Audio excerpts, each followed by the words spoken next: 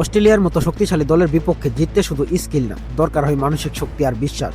আজ বাংলাদেশ ঠিক সেটাই করে দেখিয়েছে। একদিকে ছিল মুসাদ্দেক হোসেন সৈকতের কামব্যাক, দীর্ঘ সময় পর জাতীয় দলে ফিরে এমন ইনিংস, চাপের মুহূর্তে ব্যাট হাতে দায়িত্ব নেওয়া, পরে বল হাতেও আবার অবদান রাখা, এটা সত্যিই একটা বড় বার্তা দিয়েছে।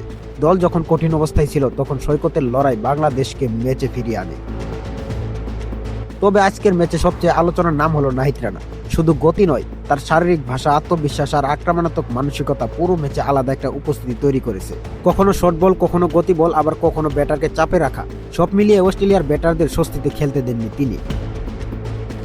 অনেকে বলবে এত আগ্রাসন দরকার ছিল না, কিন্তু ফাস্ট বোলিংয়ে একটা অংশই হলো উপস্থিতি নিয়ে চাপ তৈরি করা।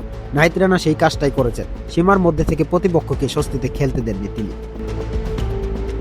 তবে এটা কোনো একজনের গল্প না। শুরু ব্যাক থ্রু তাসকিন আহমেদ, গুরুত্ব সময়ে মুস্তাফিজ, মিডল অর্ডারের নিয়ন্ত্রণ, সবকিছু মিলিয়ে দলীয় পারফরমেন্স। ব্যাট হাতে নাজমুল হোসেন শান্ত, তানজিদ হাসান, তামিম, মুসাদ্দেক সবাই নিজেদের ভূমিকা রেখেছেন। আর একটা বিষয় আলাদা করে বলতেই হয়, উইকেট। সহজ রাস্তা না নিয়ে বাংলাদেশ এমন উইকেট তৈরি করেছে যেখানে ভালো ক্রিকেট খেলতে হয়।